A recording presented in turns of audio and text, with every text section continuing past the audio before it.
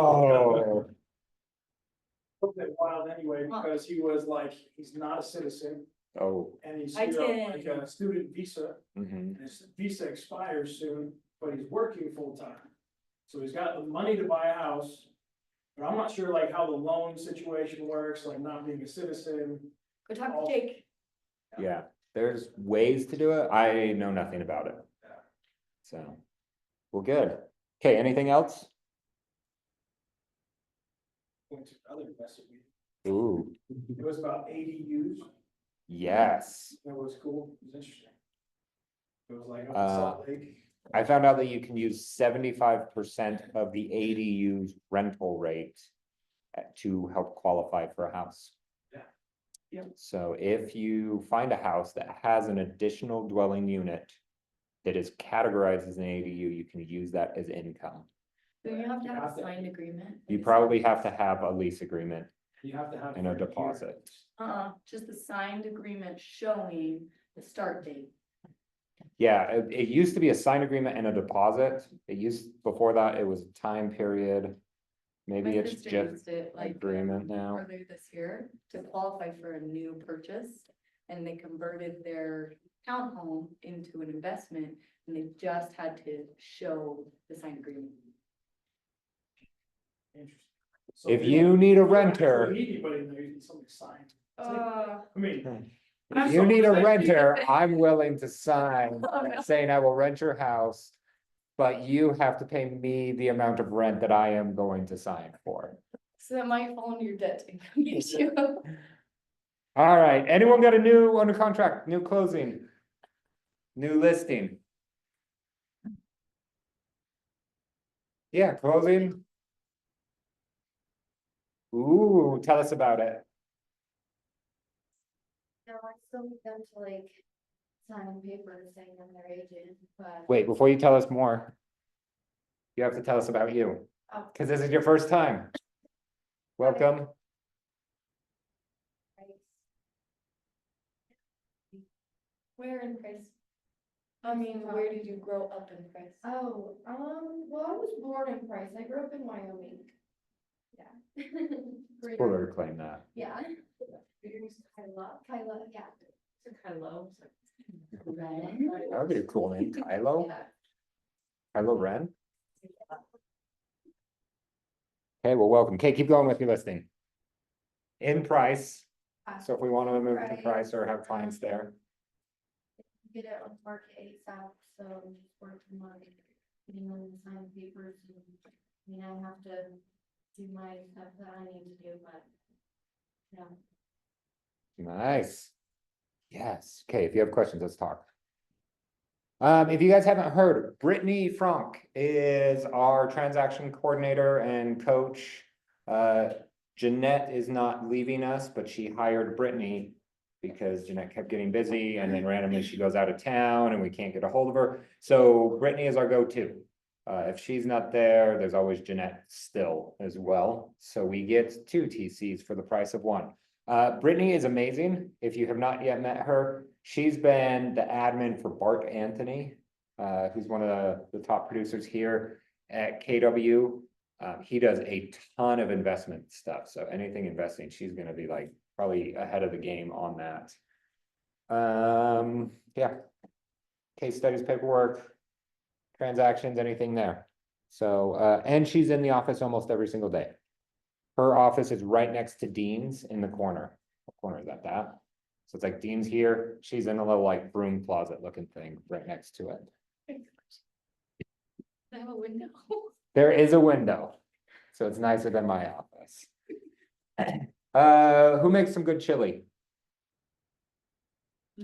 Jared. Hey, Jared, good. This is for you then. We are gonna have a chili cook-off for team meeting on October 29th. So that's not Tuesday, but it's the next Tuesday. And it's a costume party, so come dressed up. We're gonna vote on the chili. I think you win like $100 if you're number 1. So if you have a good chili. We do this in my neighborhood every Halloween, and one of my neighbors that always wins, you know how she makes her chili? She gets it from the can, dumps it in her crock pot, heats it up, and everyone's like, your chili is so good. Yeah, so. But I have higher hopes than the chili I can get out of a can. So come, that will be fun. And then costume party, there's probably a prize for that, so. Who's got the best costume? Who's gonna win that? Do our children count? You can bring your children if they're part of your costumes. I literally, Zoe wanted to be Santa and I literally like hand sewed a Santa costume. Yeah. Are you dressed up as an elf? I'm a monkey. Nope. Cause my husband's a. Oh, okay, all right. Team meeting. Oh, look, and. Makes you look though. Okay, I'm running team meeting on Tuesday, so come and listen to me talk more. And then we have a 2-hour CE class forms with Amber Burke. So if you need CEs or you just want to learn more forms from the MLS, Amber is your girl. So she's going to do that. One's the 22nd. 5 days, is that? In 20 seconds. So that's Tuesday after team meeting. So come listen to me, eat some lunch, learn about forms. So should be a good day and you'll get CEs. Anyone interested in commercial real estate? Okay, I got something for you. On the 29th at 12:30, Ben Nielsen is teaching like foundations of commercial real estate. So you can come learn like how he does things. He is one of my favorite commercial agents here. And he is, what is that? CBRE, some certification that is like ridiculous to get. He has done that. So he knows way more than anyone else, it seems like. It is, wait, October 29th. So it's after the chili cook-off, I think. So you might be in a costume, but that's fine, because it's commercial real estate. No one cares what you look like. Just kidding. Commercial is really nice because there's no emotion to commercial real estate. So it's all just like, do the numbers work? Great, let's do this. Very interesting to do it. Kimber Walton, she's coming down on November 6th to teach the customer experience. This is an amazing class and she is very interesting and will make this fun, and it's 4 CEs. So look at this, you can, by the end of the month, you can have like all your CEs done here. So 5-step system in your business that leads to lasting professional relationships, add value, kind of a thing. So November 6th from 1 to 4. What day is that? That's a Wednesday. Ooh, I have one more thing that I didn't add a slide to that I forgot. This is like the most important thing of the entire year, and I'm going to send you guys all an email about it. Every year, me, Shoni, and Johnny, if you haven't met Johnny, he's the regional director, owns the office. We do this course that we call the retreat. We used to actually go somewhere for it, but then it got too expensive, so we stopped doing that. But we kept the name, the retreat. It is a goal-setting retreat. So we will come down here into the basement, lock ourselves in, and set goals in 7 areas of life. So we go health, soul, relationships, fun, career, wealth, and impact. So it is a all-day thing. We are inviting top producers, and because I'm here, this is the first time new agents are able to come because they're like, do you want your people to come? I'm like 100%. I want every one of them to come. Here's the thing. It is one of the paid trainings that you have to do. It's $125. I can get you to like $25 off. So I'll send you an email about that. So it'll be $99. It's November 1st, like all day. I think 9:30 to 3:30 is when we're going to go through. We'll have lunch, we'll have snacks, we'll have interesting things. So we're not just sitting in a room all day. It is literally the most impactful thing that I do all year, because when you walk out, you will have goals and a direction of how you can go accomplish those goals, and then some tools to work on that. But it's not just business. It's like relationships. It's your health. It's something fun for yourself. All of those things, impact. So you can kind of have a good idea of what you should do. Questions on that? You should 100% come.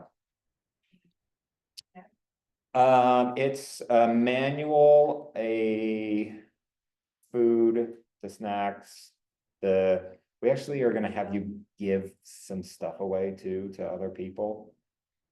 Like legit money. We're gonna give you some of your money back to give to other people. Spoiler alert. Like a giveaway? What? Nope, like a charity. Oh. Yeah.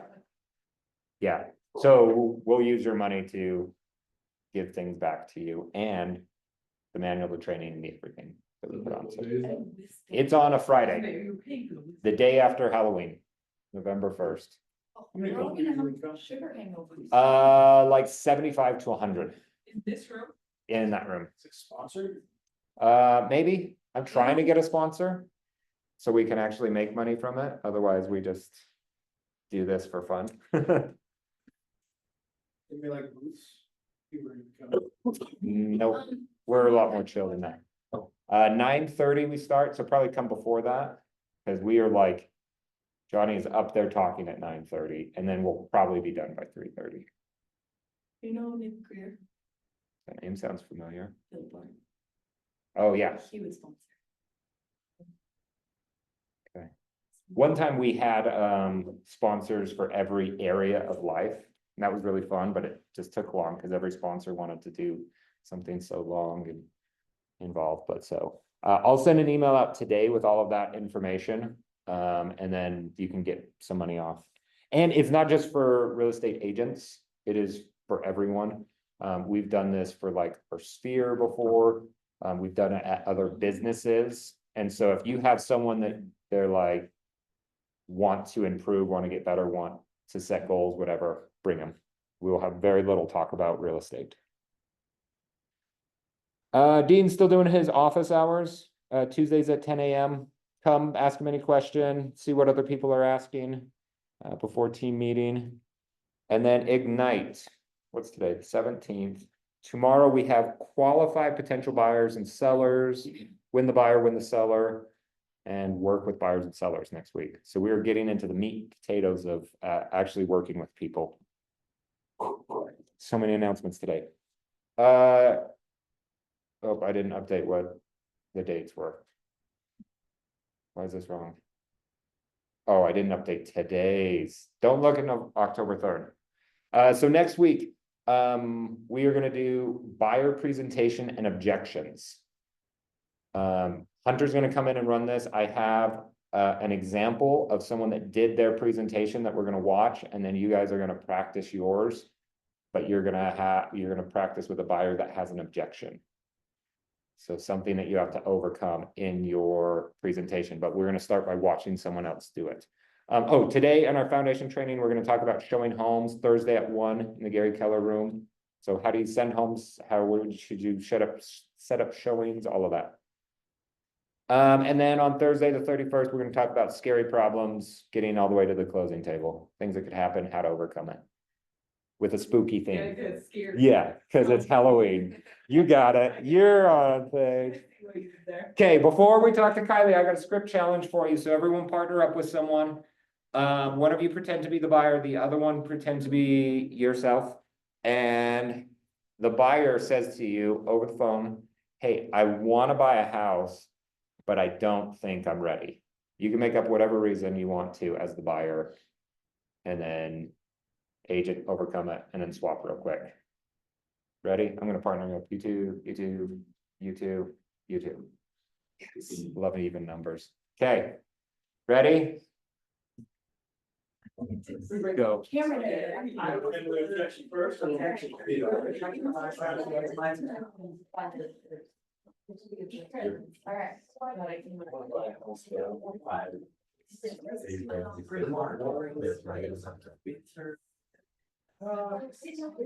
Sorry, I was trying to.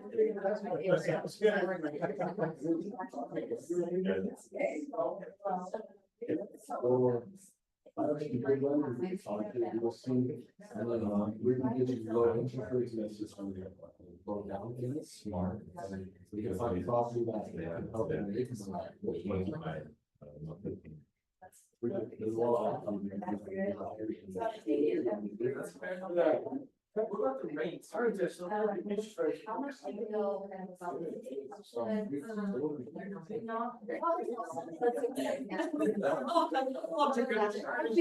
Yeah, I actually love. Because I feel like, real estate, looking for housing, that's the feelings for people. So, my goal is to make sure you're educated. It sounds like you have. Yes, I mean, some people say, when they go and talk to, there's an all sides. I know it's pretty cold right now. Well, it matters. I'm sure. You gotta craft it. Yeah, I mean. if I could- Yeah, so there is a little bit of, usually I go into the difference of. Breaks all the bacon. Are you? So you guys, I'm sorry, it's probably beneficial for both. of you. Really important. Some cases, they'll take the highest grade. Okay, all right, how'd it go? First of all, wait, what were the objections that you were actually saying? I don't think I'm ready to buy because. What were the buyers saying? Said I need to save 20%. Dave Ramsey, we talked about that in my office the other day. That's a real objection I have received. And I told him he was dumb to his face. It was my brother-in-law, so I felt like I could. What else? Down for now. Down payment problems. What were the other issues? Interest rate, credit? You guys didn't have any issues, you were just. Okay. Are all of those real? Yeah. Or maybe they're not real? Yep. Let's talk about down payment. If someone says, I don't have a down payment. What does that mean? That means they don't know enough about what they're qualified for. There's options. They just Yeah. Don't know their options. They don't know programs, right? Cause like a Dave Ramsey person might think that they need 20% or even 50% down. So they would say, I don't have a down payment. But they might have 50 grand chilling in the bank. It's like, that's a 10% down payment on a $500,000 house. Just means we haven't educated them. Yeah. Yeah. Credit, what's the problem with credit? What's the lowest credit score you can have and get a loan? 580. 540. I thought Jake said 500 the other day. He could get someone for 500. It's not a great rate, Credit card rate. but but you can get it. So, hey, so where did you guys take this with all this information? Where'd you go? What'd you say? What'd you ask? Who's- Whose partner did something good? Just two of them. They're just the nice people over there in the corner. These are all like, no, they did horrible. Why do you think that? She was really nice. I was like, well, she just was like. Kind of saying you're an idiot without saying you're an idiot. Yeah, good. Did you have any family that got in touch with the mortgage broker and? Yeah, I knew she was telling me I was an idiot, and that's because I am. but she did it so nice that you were okay with it. She did, oh yeah. Oh, yeah. Well, and that's really good, is she took it through like, well, is this even really something you would be interested in, or like, what are your motivations for buying Yep. and not buying that house? And I love that. Tell people like. Cause it's a really emotional process, I think, it's like. Yes, What are the yes. reasons behind this? And then you're. And then Yeah, because this is basically two statements. I want to buy a house. Here's where I think I can't, is what they're saying. So let's dive into why do you want to build it? And then we're gonna use that against you. And when you're like, I can't. We're gonna use it to overcome. Yes. See, she uses good words. I call my brother-in-law an idiot. She says, let me help you out. Skip on this rainbow together. Okay, what else? What else was good or that you wish everyone else would do? Or that you think you could do better now that we've talked a little bit? You did a good job of just finding, like asking questions to get to the root of the obstacle. Yeah. Usually when they say an obstacle, that's just the surface level. Mhm. And she's asking questions like, well, why do you think you need 20% down? Oh, well, because he's a smart guy, I should be able to take my license. Yeah. Like, I pay, I put more down. What kind of payment are you going to be? What payment do you follow? Yeah. I love it. Just, You're an idiot, but nicer. Yeah. Ask the questions to make them think that they're an idiot rather than tell them. I like that. I like that a lot. Yeah. Oh, he says 20%. Why do you think that is? Oh, what would happen if you had less, do you think? What payment do you actually want? Like, besides down payment? I like all of this. Okay. Good work. This is probably something that you might not hear straight off like this. I want to buy a house, but I can't because, or I don't think I'm ready because. You might hear it in like, oh, yeah, it's my dream to get a house, but I can't. I wish I could.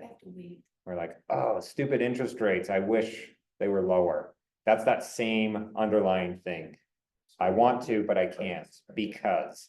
And then you need to ask them why to figure out why do they want to actually buy and what would their motivation be? And then what do you think that you can't? And it might just be education, right? We said 3 different numbers for interest or for credit score. What do you think a buyer thinks that they need for a credit score? We're all over the place, right? So. Good work. Okay, Kylie, get up here. I built a whole slide about Kylie and then I deleted it because I was like, no, I need to wing this. So this is Kylie Rowley. She started, we can sit down, I guess. I was gonna bring us high chairs up here, so we were like above everyone, but. No. Let's see, Kylie, you started in February, like the end of February. Yeah, like the 26th is when they fit. Yep, I looked Is it when up. they gave me my license and I signed. You guys were all gone at, Oh, yeah, I wasn't even here. no one was here. And so I aimlessly walked around a ghost town brokerage wondering, what do I do? How do I sign with a brokerage? Yeah. And I We were in signed Vegas gambling. March 8th. 8th? Sure, sure. We put your end date as the 25th. So that's what we all thought. Okay, well, give us your background and how and why you got into real estate. Okay, well, so my educational background, I got a communications degree from Utah Valley University. And I was really interested, so I like words, I like to talk to people. I've always been interested in connections and understanding, you know, why people have the desire to connect or not, and kind of how to overcome that or understand it better. And so I did a lot of actually mediation study in my communications, and I actually became an advanced mediator. Side note, kind of fun fact, my husband was so intrigued, he took mediation and I was his instructor. So that's kind of fun. Yep. Yep. So after that, during that time, I had already entered the startup world in 2015. And I stayed in startups and startup tech, really in the tech world until November of last year. I started at the very, very bottom, like as a CSR, like a customer service rep, like in a cubicle, and did sales, phone sales. I did door-to-door sales during college as well. And just because someone said they'd buy me free dinner, so I was like, whoa, this is great, you know, and then I ended up in California. But I climbed my way all the way up, and when I left the corporate world in November last year, I had built a marketing department and a client success department and had been running both of those until I left. After I left, I realized, holy crap, I'm like really burnt out, and I have 2 kids, and I'm a full-time mom as well. And I realized I just wasn't happy with where I was at. And so for the first time in my life, I feel like I slowed down and just kind of sat with myself and really asked myself, okay, what do I enjoy? Like what do I value? What motivates me, to work? Like, why am I working? Is it just to spin my wheels? And I talked to a neighbor who was a realtor, and she was telling me her experience with it. And I was like, I've always thought about that, but there's so many realtors, I'll never do it because it's, too concentrated. And so like, it wouldn't work. Like I'd fail. And she was like, there is an opportunity for everyone. So if you have interest, just try it. And she told me two things. The best realtors are people obsessed, and there is no ceiling. And to me, like, being in the corporate world and hitting my head on ceilings constantly, I was frustrated, and I was like, that sounds magical. So let's just try it. So I actually Googled like real estate teams because I knew nothing. And I found Red Sign, and they had a bunch of, 5-star reviews. So I actually found an email and emailed my resume to Red Sign. Cody Thorup called me the next day and said, hey, one of my people, told me you sent the resume to us. And so I just wanted to talk to you. And we chatted, and he's like, why don't you just come into the office and like, I can talk to you.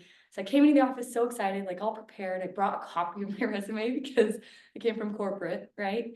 And he's like, I just want to start by explaining how real estate works. Like, you don't submit a resume or an application, like you have to get a license. And I was like, okay, how do I do that, right? So he explained it all, walked me down to Susie's office, introduced me, and I said, Susie, if I'm gonna do this, I need to do it right now before I see something else shiny, essentially. So she said, okay, I'll send you all the stuff tonight. This was mid-December. I decided, okay, I'm gonna do this. And I told Cody, I'll be back in your office ASAP to be an agent. And he's like, okay. And so anyway, he still laughs at me, I think, because I'm a little extra. So I started mid-December. I did, 7 hours a day before the kids woke up, when they went to bed, anywhere I could, anytime I could. And then I took the test and I got my license the end of February, and I was back in Cody's office to show him the paper. And then he explained, oh, you don't actually get to like, just go to a team or whatever, like you've got to be with Cameron. And I was like, oh, I don't even know Cameron. So then I met Cameron. Yeah. Does that catch you up? Yeah. How did you use like all of this? You had this whole life and all of these successes. How did you use that when you like first got into real estate? Like, how did I use it to help me Yeah. begin? Yeah. Yeah, that's a good question. Because I came from startups, I knew that there are things you need to have in place in order to move forward, right? You couldn't just like sit and think about what you wanted to do. You needed to do that first, but then actually start trying it and just figure out what sticks. And then add that to your foundation, and then try other things. Find the thing that sticks, add that to your foundation. And so that's kind of what I did. Like I took a couple things that I knew worked, like, okay, well, I know I have to be organized, because the biggest mistake founders make of startups is they think they can just go do anything and everything and remember it all in their head, and then they get sloppy and people fall through the cracks. And that's exactly why I created the client success department in the last company, because I knew the way to have a strong business is to make sure that people are nurtured from day one. So that was kind of my focus, is like, okay, how can I reach out to people in a way that's personal and I can connect with them and have process from day one so they don't get forgotten. Can we get into the weeds about that? Yeah. Tell me about that. Okay, so I love CRMs. Raise your hand if you don't know what a CRM is. Okay, that's okay. A CRM is a client relationship manager software, or management software. Command is a CRM. So are you in Command yet? Okay. So Command is awesome. It's just another tool. Like if we're Batman, it's one of your best tools, right, in your belt. I created a habit for myself where anytime I had a conversation with somebody, if I wasn't by my computer, I would take a note on my phone, but at the end of each day, I would make sure that my conversations were logged in my CRM. And like, I'm talking, I put their info in, and then I go over and I write a note. Like, I talked to this person, this is what we talked about. Here's the bullet points. Or like, this was my initial contact. They found me on Facebook. They asked this one question, like if that's the only info I have. And so that's where I started. You did that with everyone, even the random Facebook. Yeah. Okay. Why? Because they're important, because if you're talking about Facebook specifically, Well, just all of them, but. okay, let's talk because Facebook if we need to. the hill I will die on is people want to connect with people. Majority of people are afraid to do it or don't know how, right? And so that comes off as like Utah, it's a big one in Utah where like they won't wave at you when they drive past, right? Because they're like, right? They like look this way, or like you're I walking wave at past. everyone in my neighborhood. My wife was Good. like, who's that? You must Like, be I don't engaged. know, it's someone that's in my neighborhood. Yeah, or like, for example, my children and I will go on a walk around the neighborhood. And there are still people, I don't know their name, but like if they're hiding in their garage and the door's open, my children and I will start calling and waving to them just to make that connection, right? Because people want to feel seen. And so that's why, to me, it's important, even if someone just reaches out on Facebook, they're, in my eyes, in my mind, they're a lead. And they're somebody who cared enough in that like tiny moment of, we'll call it bravery, to reach out to me and make a comment or ask a question. So to me, that means they either want to connect with somebody just on a human level, or they're interested in something I'm doing, or some way I can help them. It might be real estate, it might just be friendship. I don't really care because every connection converts into something else. What do you do when people don't Respond. respond? Yeah, so I learned a long time ago. So I used to be like a big people pleaser, and once in a while, like I still catch myself being like, "Ooh, are they unhappy with me?" Ooh, right? But I realized that the only person I need to make happy is myself, and as long as I'm happy, I could take rejection from every single one of you in here and still walk out and be like, "Nailed it." Right? Right? Because I know that I'm happy with myself. And so, actually, I'll use an example from when I very first started in your group. Cameron told us, okay, when someone doesn't respond, and again, like, this is nerve-wracking for me because I'm brand new to the industry, right? I could take rejection outside of it, but I was like, I don't know how to react if someone ghosts me.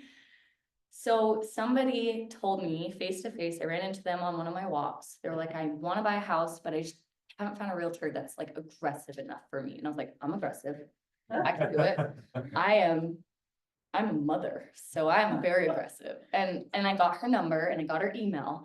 And I was so excited, I like put her into my CRM, and I think I accidentally like started I put her into my opportunities. I was still figuring it out, started a transaction. I think it like triggered a DocuSign to her, freaked her out, right? She never spoke to me again.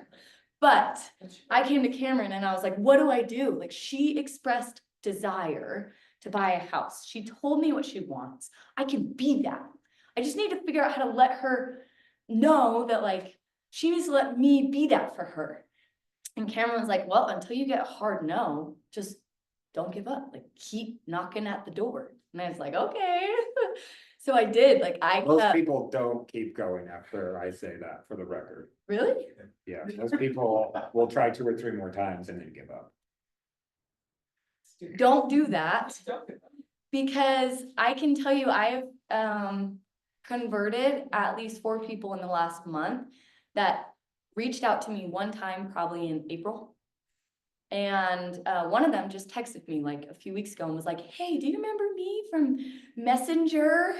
And I was like, so I had to go through my Messenger. I was like, oh yeah, you. Right? So don't just keep knocking till they tell you no. And so I did, like, I still to this day, like, have her on a hot sheet.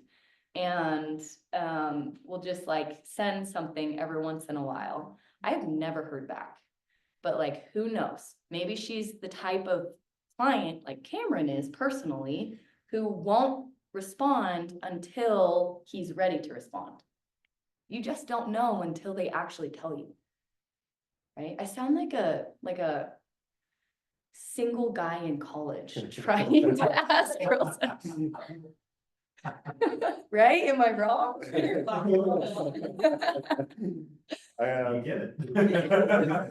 I was at a lunch the other day with Hunter and another agent. I won't out him, but we were talking about his dating life, and he's like, "Yeah, I've matched with like 100 people on this dating app." And Hunter's like, "Why wouldn't you just send every single one of them the exact same message and see if you can get any dates from that? Yep. And just keep doing that." I'm Yeah. like, Process. yeah, Yeah. yeah, love it. Was real estate easy when you first got started? No, and it still isn't. Like, I Okay. don't think there's an easy button. Like, I think from the outside, I've heard people say like real estate's easy money, right? Because like when you get a transaction, you get like the dollars. Okay, but there is no easy button that just brings you from getting your license to closing a deal. So it's, I would say it comes down to like process, being glued to your processes or obsessed with process. Like, have, even if it's just one process, find a process that works. If you don't know how to figure out or implement a process, talk to Cameron. He's a good process guy. He likes Excel and Google Sheets, so he can help. And then stick to that process, like even if it's just one, like I said. And I think that's the only thing like Cameron knows. Like, I went through early success, drought period, success, drought, and it's like this. Like, it's still a battle. Even though I've had transactions, like I feel like I'm fighting for my life every day just to stay consistent. Does that answer your question? Yeah, yeah. If you were to go back in time, and I guess you still send your resume to Cody, and it still laughs at you. And then you get licensed, and finally we come back to the office and meet you for real in March. What would you do differently? Or is there anything that you could do to even move things quicker? Because I know that was a big Yeah. part for you. You want to Yeah. move fast. Yeah, so I like to move really fast and I get frustrated when I feel like things move slowly and I can't do anything about it, right? A lot of real estate is relying on other people's timelines. It's not our timeline.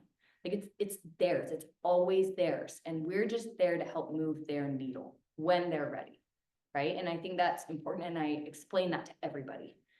But I think if I were able to go back,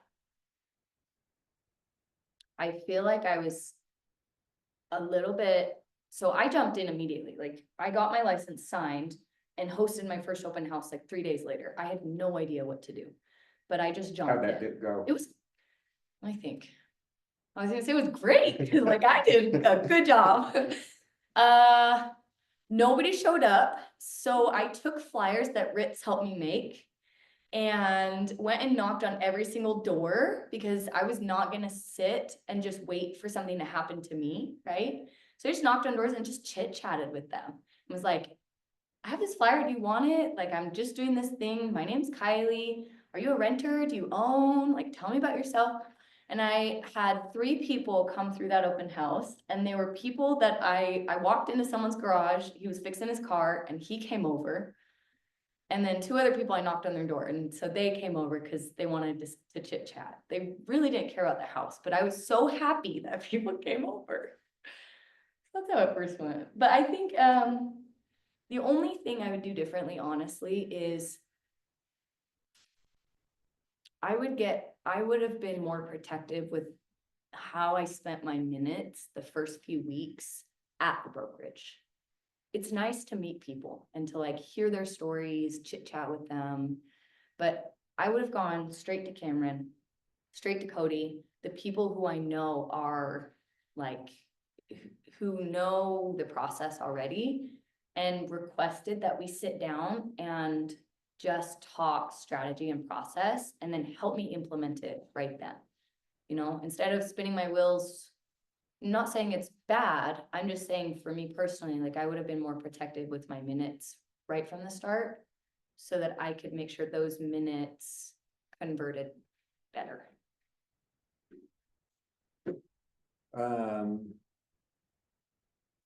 Let's talk about some of these sources that you have. With your closings, where have they come from? This is so weird. If you would have asked where I thought they would have come from, it would have been totally different from where they've actually come from.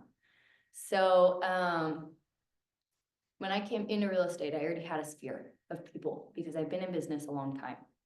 I have I don't know, like maybe 1,500 contacts. Maybe that's not a lot. I tried to get all the, like exes out of there and boys.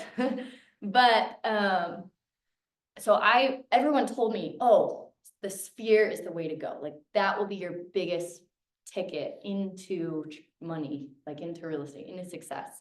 So I thought like, okay, it'll be from my sphere and I just need to make all my calls. Don't hate me for what I'm about to say. I started out that way and it felt inauthentic.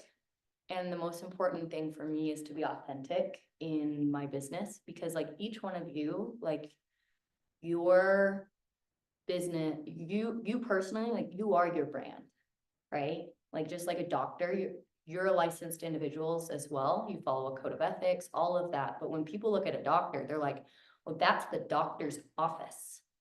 Well, this is your world. Like this is your brand. People are going to associate your face, your name, the conversations you have with everything, with your career, right? And so it felt inauthentic. So I stopped making my calls to an extent because I didn't want to just shoot the breeze with people I haven't talked with for years if it felt inauthentic. So I went to in social media, which felt a little easier, right? I actually brought the paper. I'll show you guys. You can pass it around. This is currently like my active signed buyers and then my list of hot prospects I'm focusing on. We're still trying to find them homes, that list. Don't steal their names, I'll come after you. 80% of my clients are from Facebook Messenger, and I have paid for 0 of them. And I'm still trying to make sense of it because I never thought it would come from Facebook Marketplace.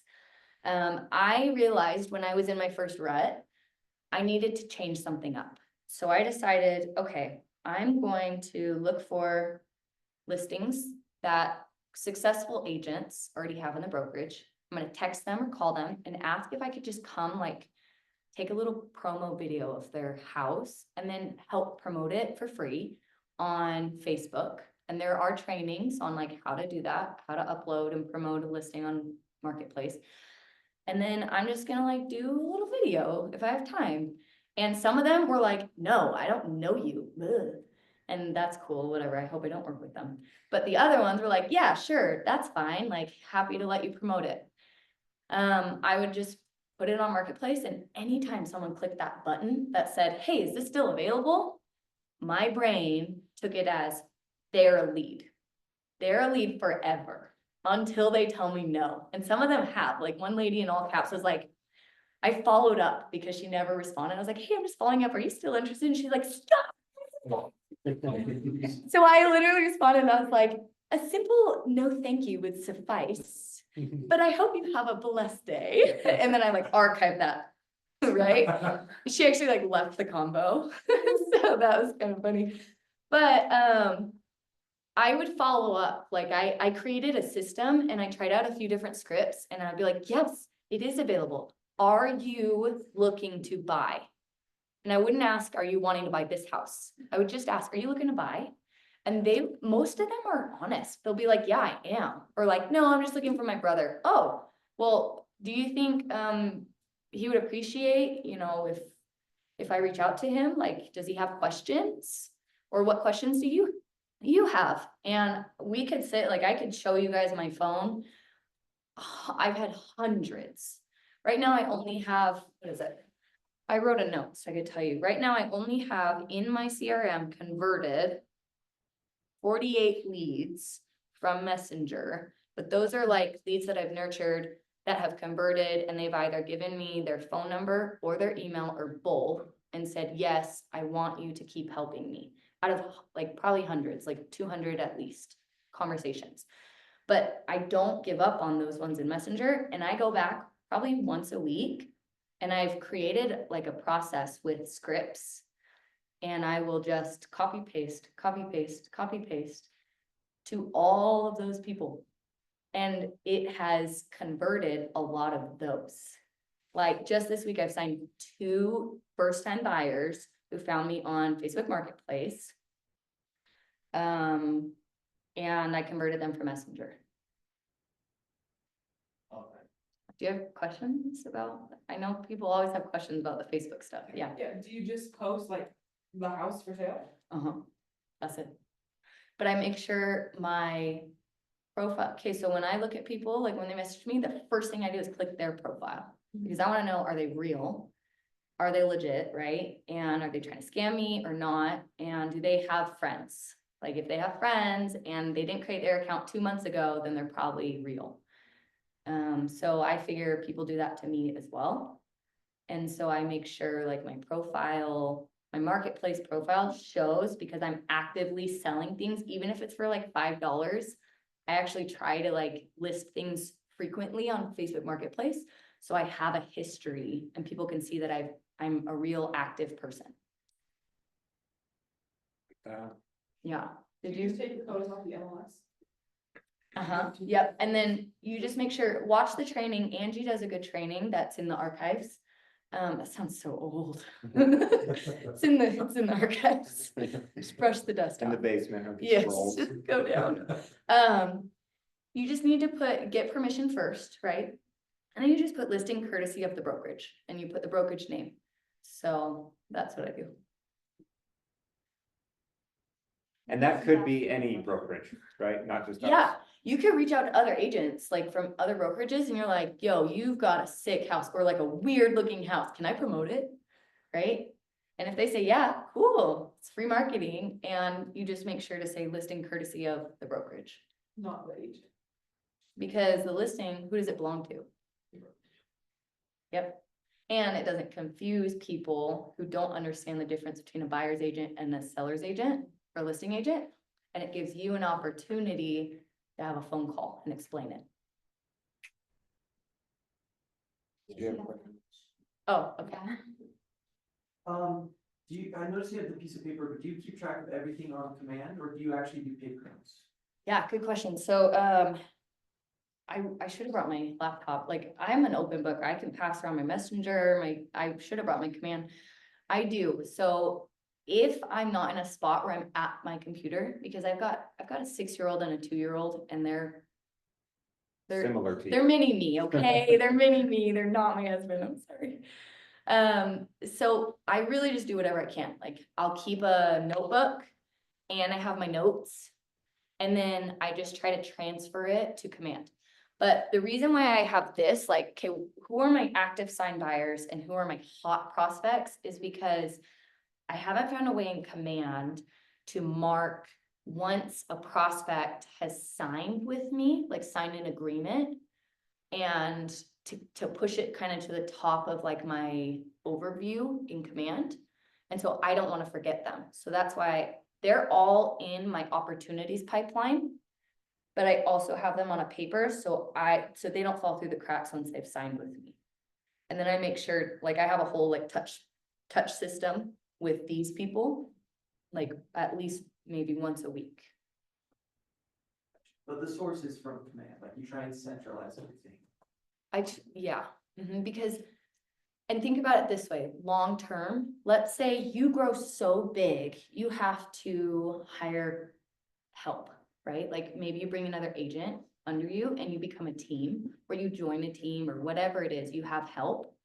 The more detailed you can be in command, the easier it will be for them to follow the breadcrumbs.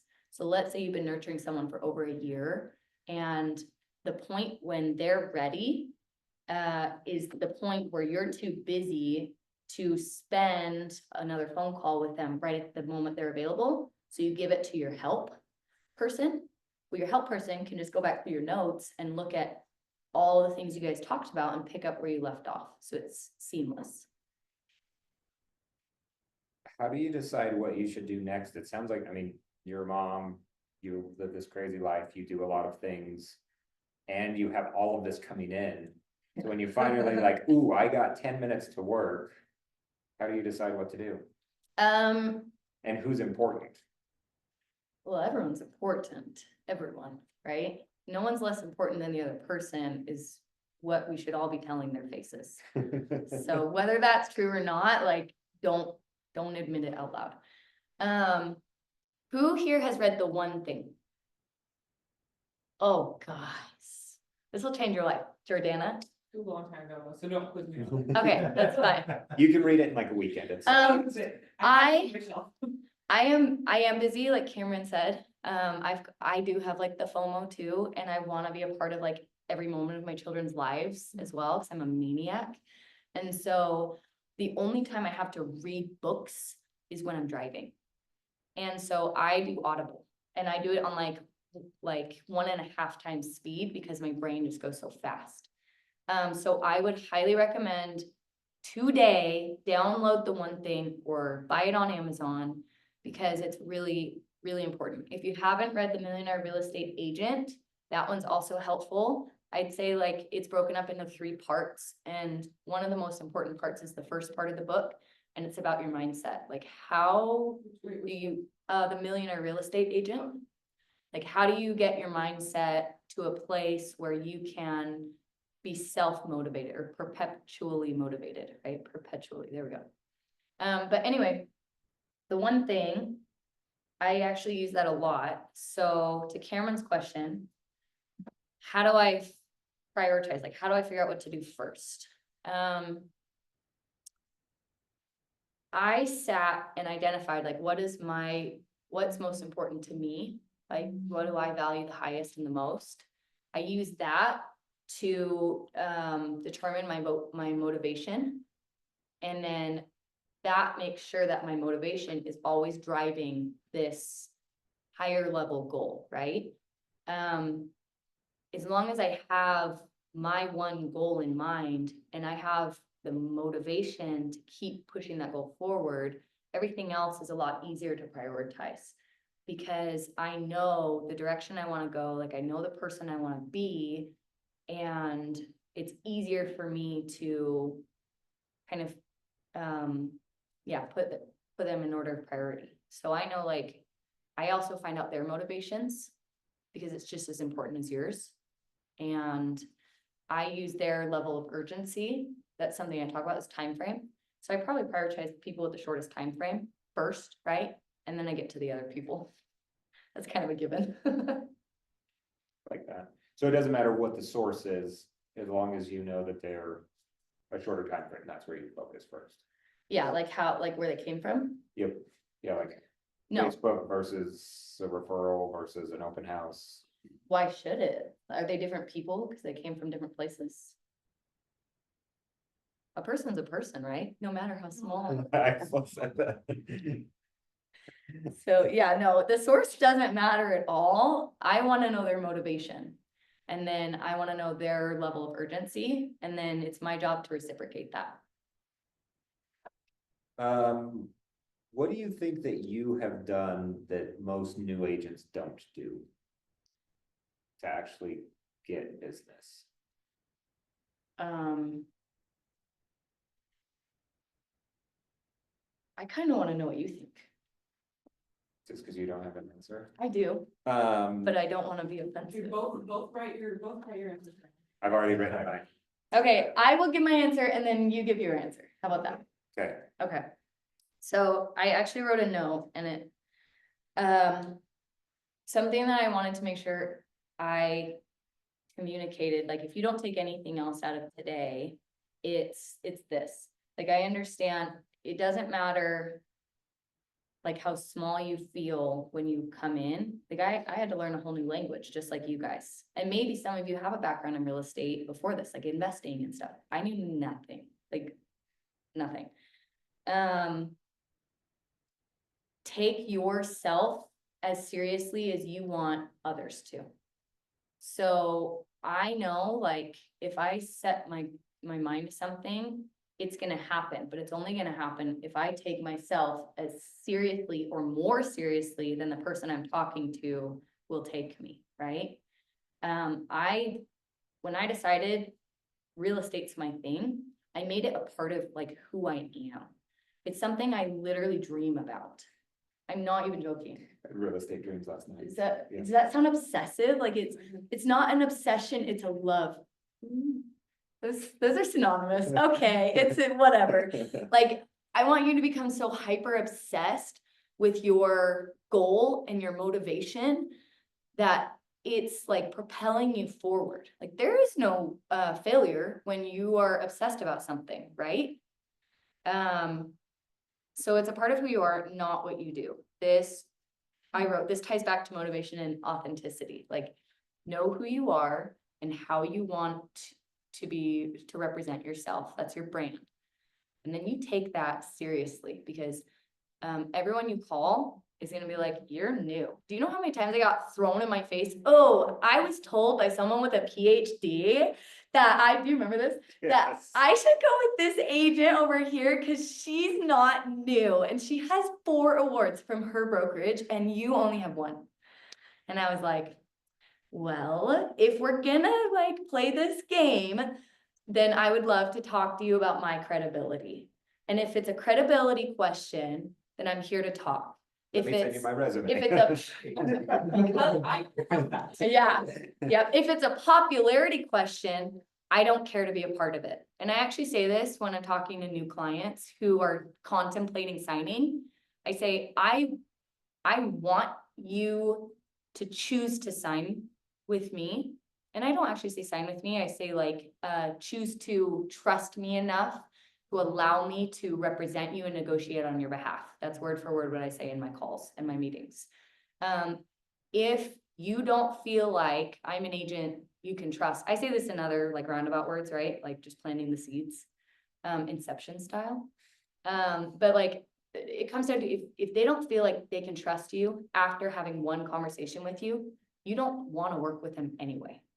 So move on, or just keep sending them messages until they convert.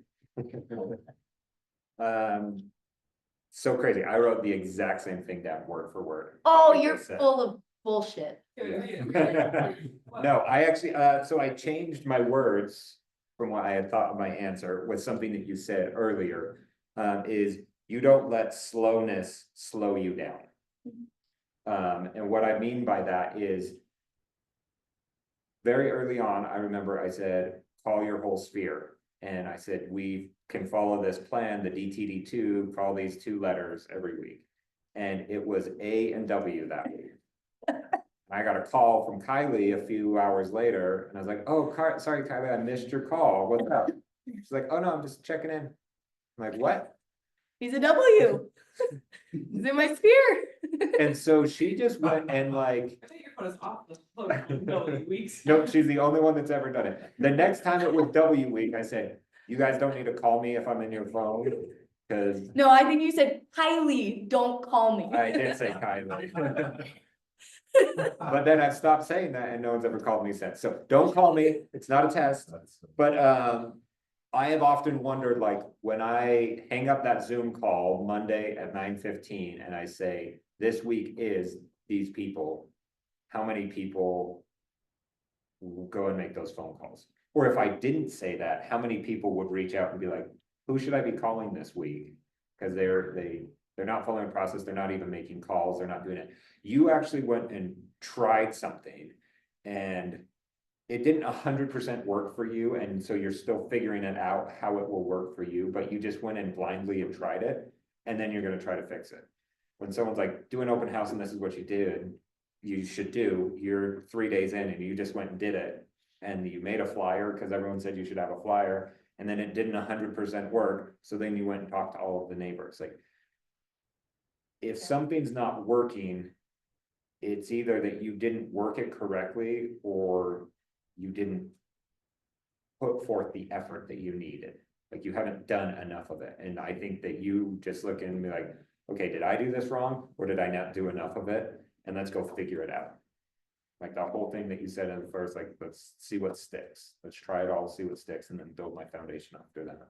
Yeah. I think that's what you do differently. You're just gonna go and try. Go and try. Thank you. If you had my job, Kylie, what would you want all of these agents to do to succeed? What would you tell them? What would your message be? Set a goal to be told no. At least 2 times today. Like, go find some failure to your face. Because the quicker you experience probably the thing you're afraid of most, right? Raise your hand if your biggest fear right now is being denied. Okay, well, now I'm curious, what are your other fears? Your biggest Answering fear right now? questions in front of a group. No, I don't fear finding the wrong people. I'm like too gullible. Yeah. I find the wrong people too often. you're too trusting. Yeah. Hmm. You'll become jaded in no time, don't worry. She did mention that to me very early on, Yeah. Yeah, but that's why she has the process. Like, let's go look at your profile. Are you real? yeah, Like, I got 10 Facebook friend requests yesterday. None of them were real people. And I can tell that in 10 seconds of looking at their profile. Yep. Like, you can do that same thing. yep. That's probably like, so I've been a trainer in corporate for a long time, right? Like I've trained teams, I've built departments, and that is the first thing I do is I sit down and I find out my people's biggest fear. What's holding them back, right? Because in the interview process or the, what do you call it? The nesting? I don't know, whatever, onboarding, thank you. In the onboarding process, Cameron's gonna know what your goals and dreams are. But I wanna know, okay, if these are your goals and dreams, this is exactly how you should approach your client conversations, by the way. Once you find out the goals and dreams, what is your fear? Like, what is that thing you're keeping out of the sparkly onboarding conversation that's silently keeping you from like making the calls or trying the thing? That's what I wanna know.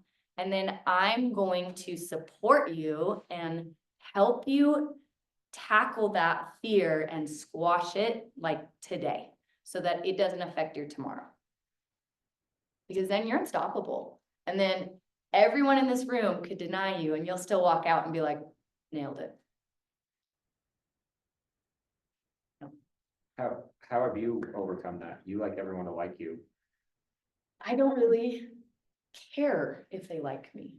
I've already experienced that in this brokerage, actually. Yeah. Yeah, so I've actually, listen, I know I'm a loud person.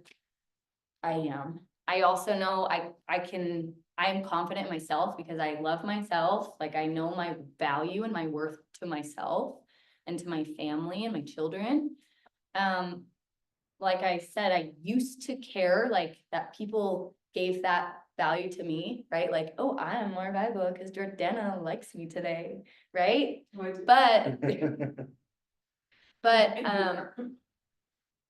I don't let it slow me down anymore. And I've already actually experienced that. Like I actually had an agent, and I won't ever say names, but I had an agent follow me or invite me to one of her listings to record a video, and then followed me around the entire time, picking me apart, telling me like, what, aren't you like 15? Like, why are you even here? Like, and then body shaming me. Comparing me to herself, right? And this is this is an agent that me with my sparkly, like brand new eyes came in and was like, wow, you're successful. Like you have a lot of transactions, right? And then I walked away like mad, like I'm ready to throw hands, right? But I like kept a good face. That reel did very well. But I was like nervous. It was the first time my face was behind the camera. Now everyone's gonna go and look for that very first reel where my face is. Oh, sorry. But after I got over like being upset, I didn't feel insecure. But I actually got excited because I realized I wasn't even successful yet, and I was already making people feel threatened and making them feel insecure.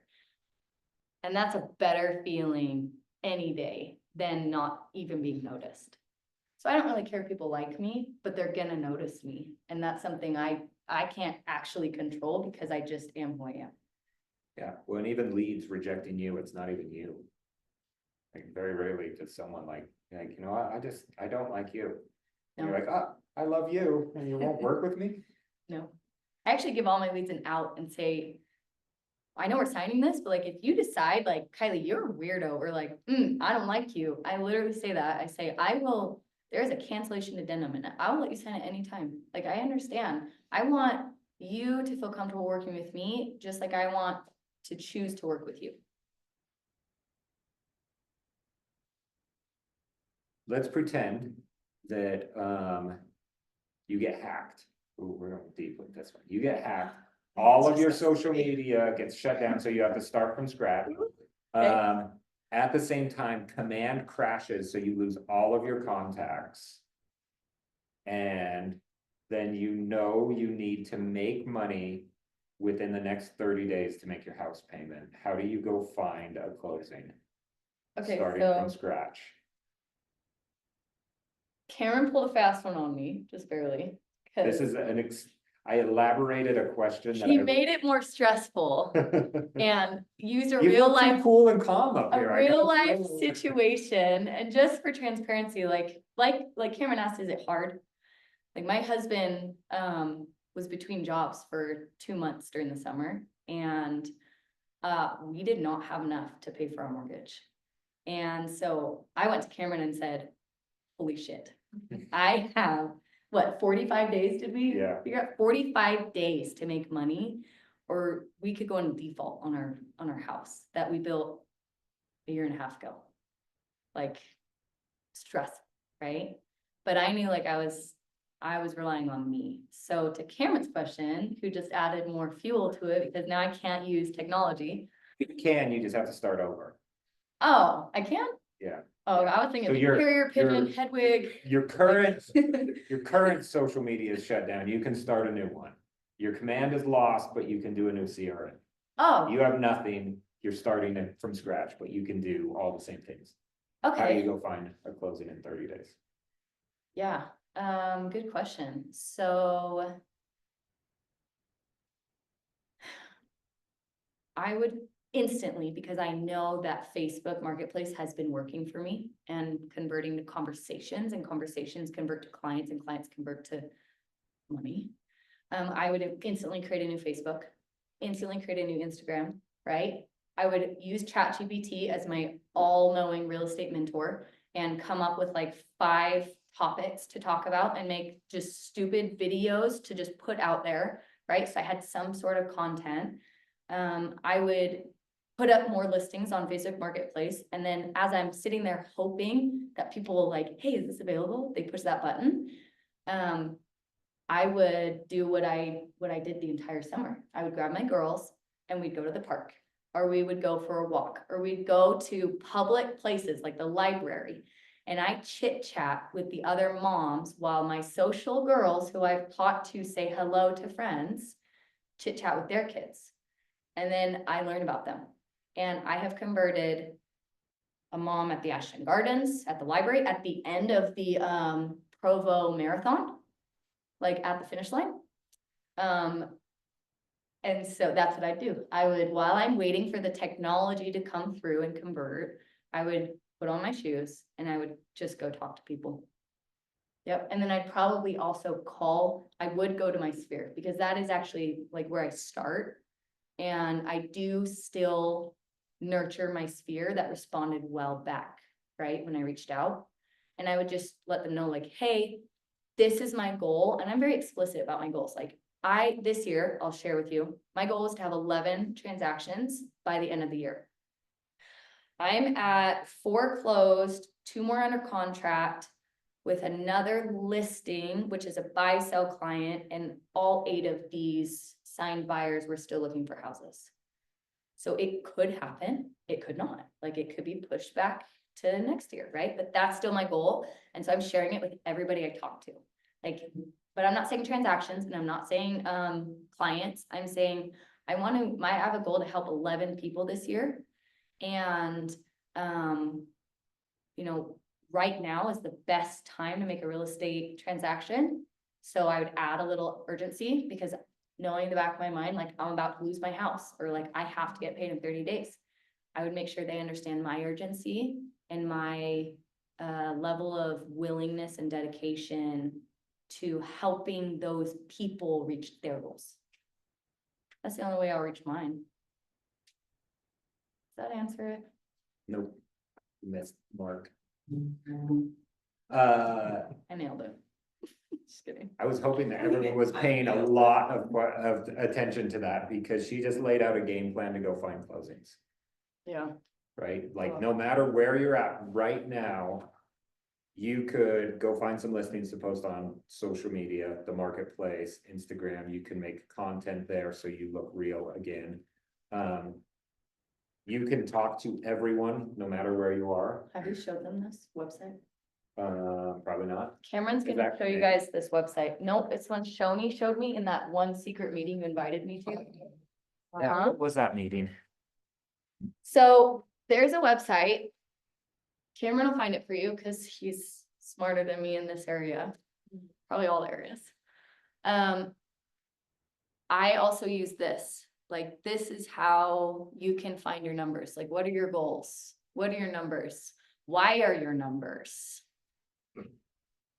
This is like my real-time tracking. I've had 3 listing appointments and 3 signed sellers.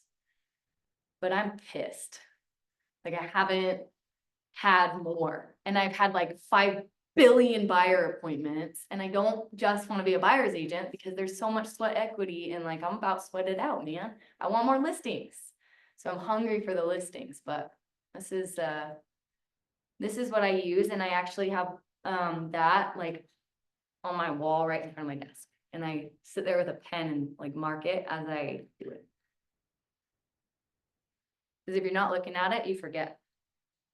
So do you have enough any paid Facebook or Instagram? So I recently started, all of it's been organic up until last month, when I had my Spanish word listing go live, and I knew I needed to ramp up my marketing campaign, because we also are under contract on a new build for them. And so we had 30 days to find a buyer and get them under contract, have a closing date, right? Iron that out. So I actually did take that reel. It's the one with the mermaid. Have you seen that one? So I took that reel. Seen it. Your biggest fan. Oh, thank you. So that was the homeowner, by the way, side note. Go find the mermaid. It's a little nugget. It's funny. And then I just create, like, I spent, because I still on a budget, guys. Like, I'm a budget agent still, and I'm still scrappy.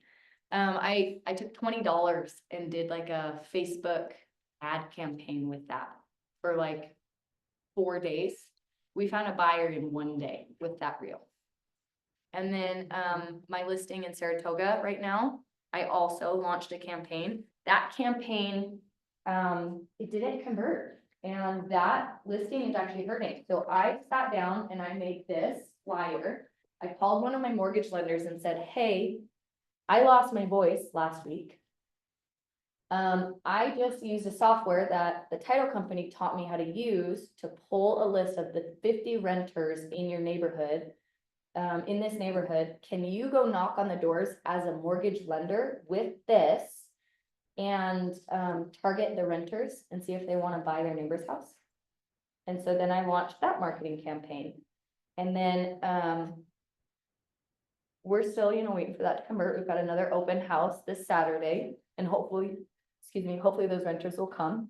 But then I decided, okay, well, those aren't immediately converting yet. Like I need to sell because they want to buy a new build as well, this listing. So I am rolling out, I'm taking an iteration of that and rolling out a geo-targeting ad campaign online.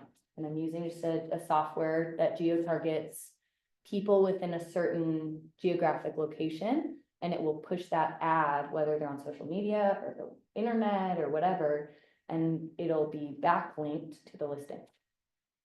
So like Cameron said, I get really uncomfy if nothing happens and I can't just sit.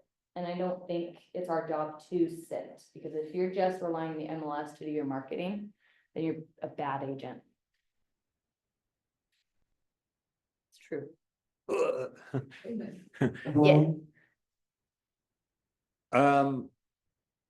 I want Kylie to do some closing remarks or whatever we want to call this.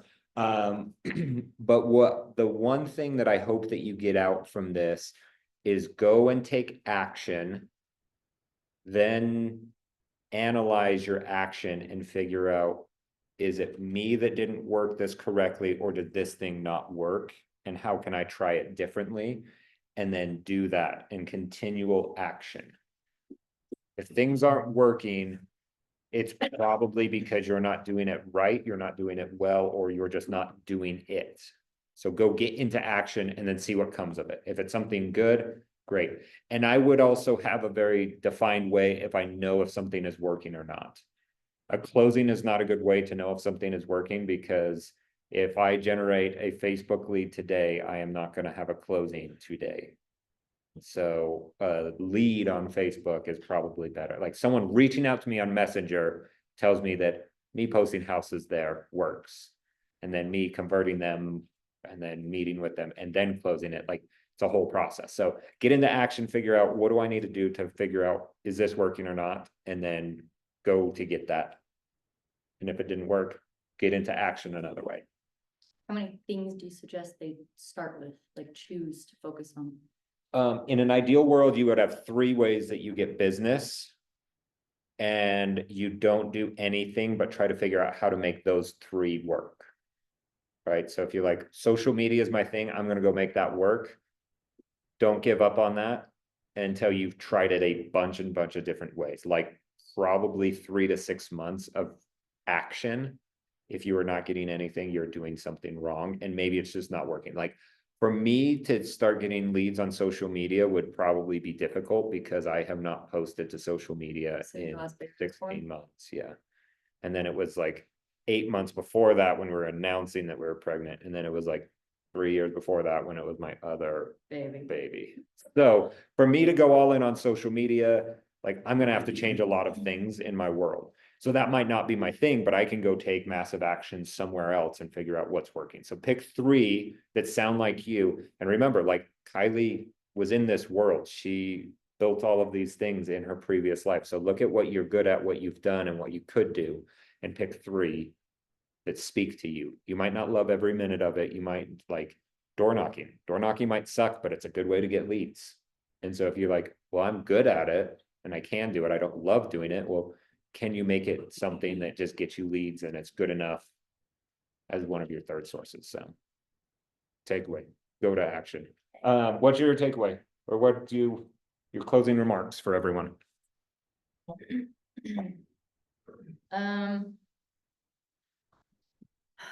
Real estate's, there's a lot of guidelines, a lot of handbooks and like instructions on how to do things, but all of it is not going to work for all of you.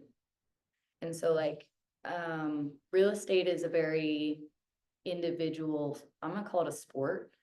It's an individual sport, right? And so that's why I think the most important thing is to make sure you understand what type of person you are or what type of person you want to be and you want people to see, so that you can carry your brand with authenticity. Because people choose to work with you because they trust that you're authentic with them.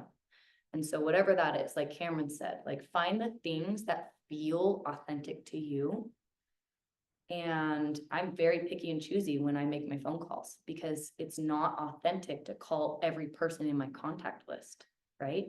Some of it's like a Uber Eats guy who like did me a solid and I just want to see if he's working one night so he can, be my delivery guy. I'm not gonna call him about real estate, right? I If think. that's authentic to you.